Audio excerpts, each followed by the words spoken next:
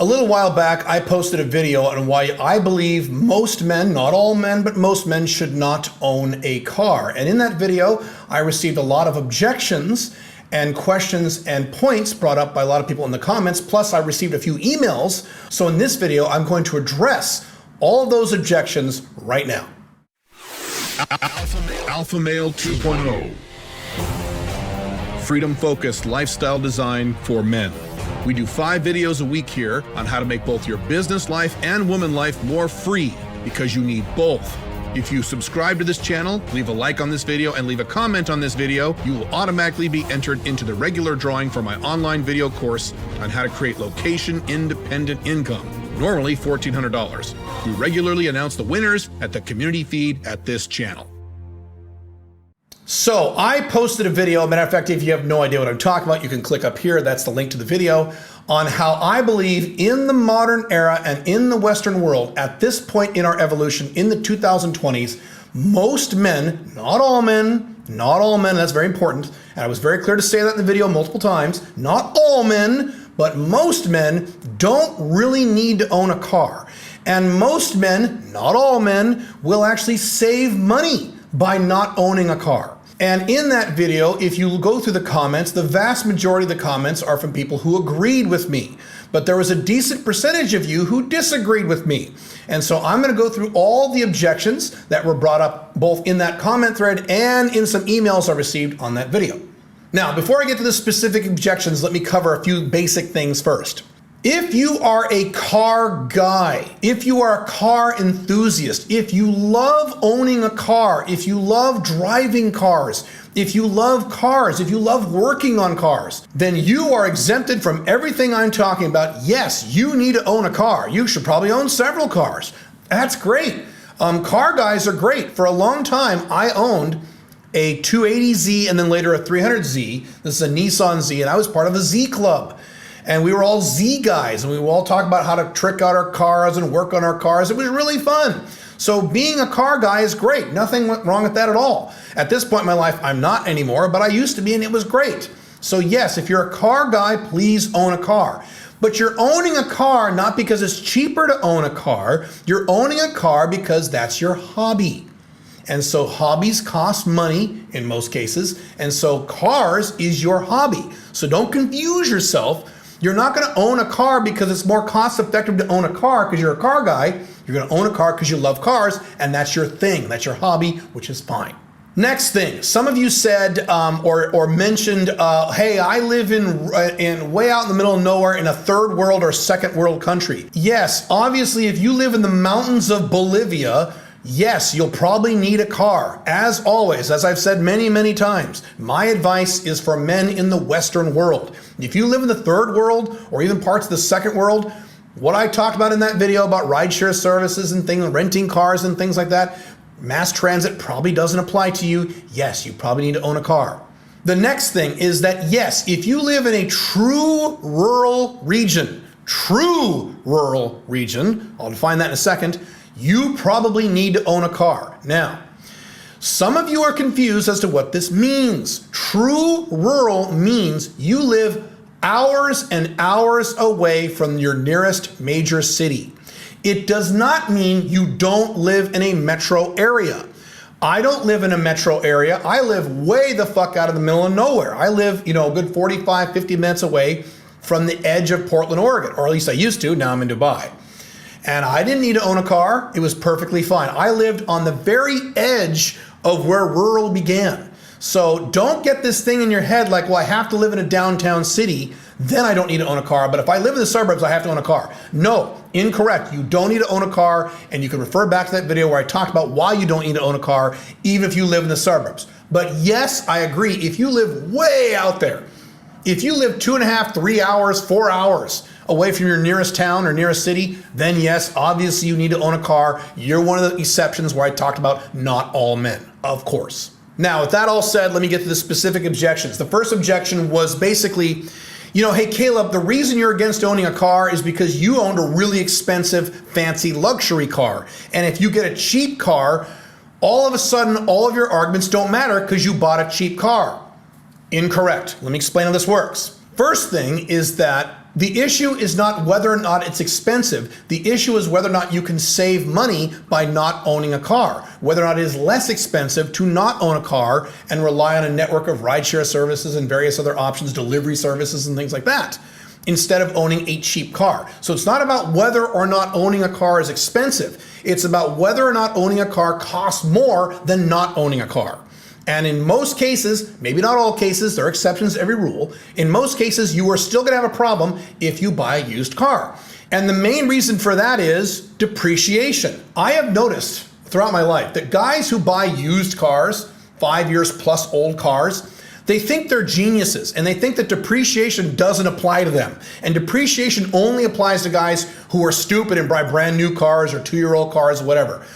Incorrect, buddy. If you buy a $10,000 Honda that's many years old and you drive it for several years and you sell it for $3,000, which is probably what you're going to sell it for, you lost $7,000. You spent $7,000 because you don't want to use Uber. Now, if you hate using Uber, fine, do whatever you want. But this video and the prior video are for guys who don't realize that. Depreciation is one of the biggest expenses of owning a car, even if you own a used car. Used cars still depreciate. They don't depreciate as fast as new cars, but they still depreciate. If you're gonna buy a $10,000 used car, when you drive it for several years, you're probably gonna sell that goddamn thing for $2,000 or less.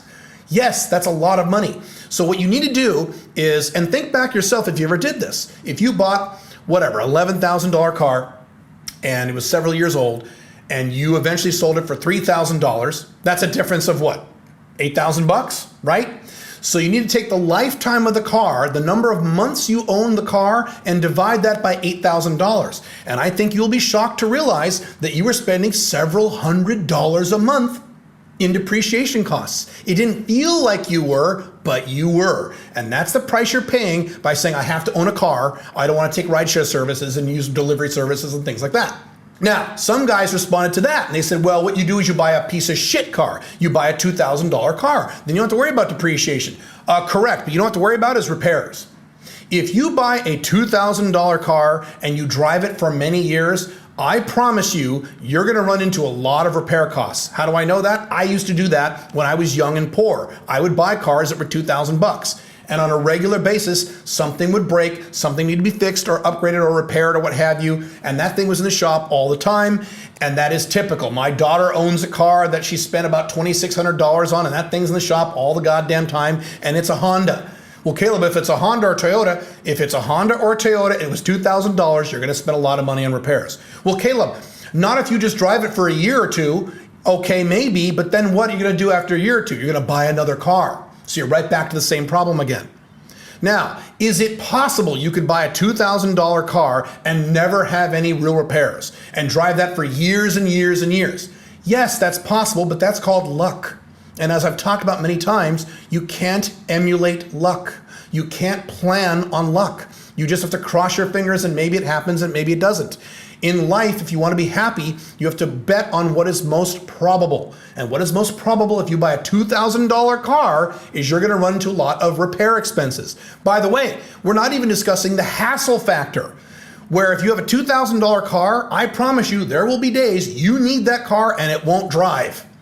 It will be broken. You're going to have to fix it. And so the emotional hassle factor, the hassle factor in your time management, you're not even accounting for those things. So that's on top of the repair expenses. So yes, owning a used car, buying a used car is slightly less bad than owning a new car. But in most cases, not all cases, yes, there are rare exceptions, you're still going to spend a shitload of money maintaining that car, either through repairs or depreciation. Okay, next objection. Hey Caleb, the problem is when you use Uber or Lyft, you have to wait 11 minutes. Ugh. Now, this gets into a very big topic that I'm only going to skirt in this video. In my book, The Unchained Man, and in my Alpha Male 2.0 materials, I talk about what? Outcome independence and specifically emotional control. If you pull out your phone and summon an Uber or a Lyft and it says 11 minutes and your first reaction is then you've got a problem. you have a lot more emotional growth to go through, because that means the list of things that will make you unhappy is very large. As I talked with the Unchained Man, the objective is to get the list of things that make you unhappy very, very tiny. And if that actually pisses you off, do you have to wait 11 minutes for your Uber? Boy, do you have a lot more growth to go through. Unless you have no interest in Alpha Male 2.0, then be mad the rest of your life, that's fine. But if Alpha Male 2.0 is something you want, that's something you got to work on.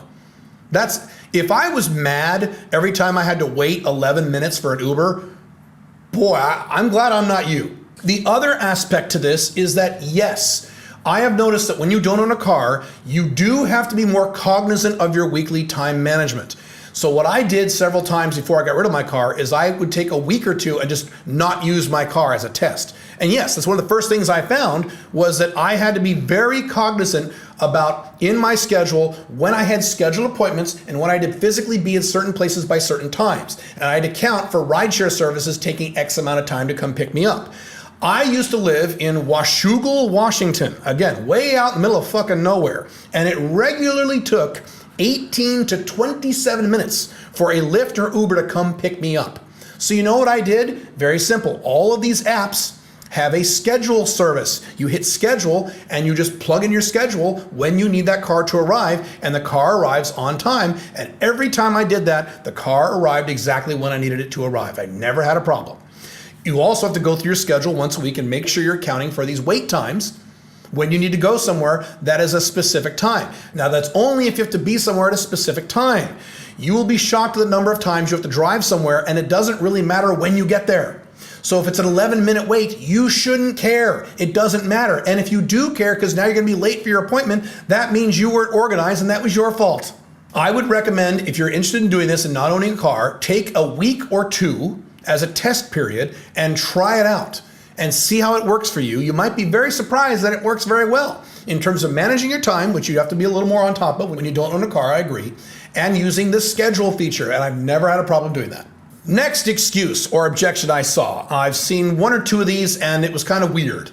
It basically went, not having a car is not Alpha Male 2.0 because you have less freedom if you don't own a car. This is what we call an emotional argument.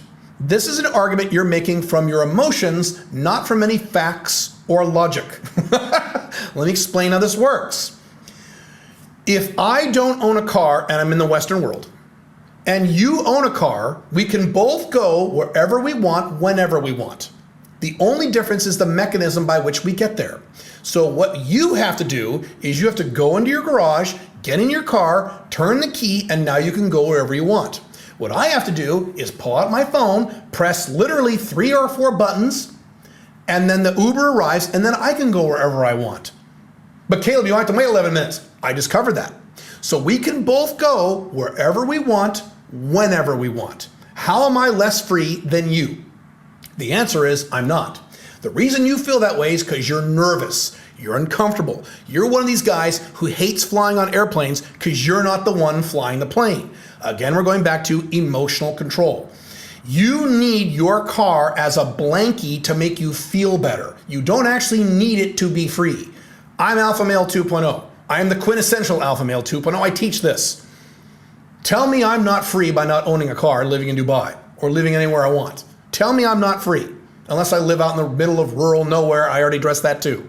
We're both free. It is Alpha 2.0 to own a car. It is Alpha 2.0 to not own a car. Either way, you can go wherever you want, whenever you want. It doesn't matter.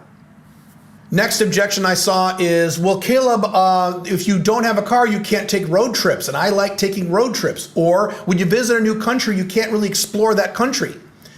Then you rent a car. That's one of the options I notated in the prior video. Rent a car when you want to rent a car. If you want to go on a road trip, rent a car. That's perfectly fine. If you visit a new country and you want to travel the countryside, rent a car. And then when you leave the country or what have you, give the car back so you don't own a car. Perfectly fine. Next excuse is, I mentioned this earlier, are those of you who think that you only can rely on rideshare services and delivery services if you live in a downtown metro area. That is false. I just proved that it's false. I not only live in the suburbs, I live or lived in the outer suburbs, very, very far away on the edge of rural, way far away. And I use delivery services, rideshare services, rental cars, all fine. I never ever had a problem. As I said in the prior video, we have reached a point in human evolution where if you live anywhere in the vicinity of a metro area, not in or even near a metro area, but anywhere in the vicinity, you don't need a car to get around anymore. You just don't. You don't have to be downtown to justify not owning a car. Last objection I saw is, hey, if you make a lot of money like Caleb does, why do you give a shit if it costs $1,000 a month, $2,000 a month, $3,000 a month? I do. I don't want my money, thousands of dollars a month, going into a goddamn car. I want it going into my businesses and into my investments. Now, again, if you're a car guy, if you love your Lamborghini, get a Lamborghini. But that's not me, and that's not most men. Most men are not car enthusiasts. Some are, a lot are, most aren't. And so if you're not a car enthusiast, you don't want your money being sucked up by a depreciable asset in your garage or parked out on the street. You want that in your Alpha 2.0 business. You want that in your investments. You want that in your emergency savings account. All the investment structures I talk about. That's where I want my money. I don't fucking want it in a car. Why would I want it in a car? No. So those are the objections to that last video. If you have any more comments or objections or questions about this that I did not cover in this video, please do let me know in the comments, because I'm actually interested in any objections that actually make sense. And I addressed those at the very beginning of this video. In the meantime, if you need more help developing an Alpha 2.0 lifestyle, you can go to joinsmic.com. That is my audio training and mentorship program. Or you can click this video here on why you don't need to own a car, or you click this video here on how to get international clients for your Alpha 2.0 business. I will see you in the next video. Bye.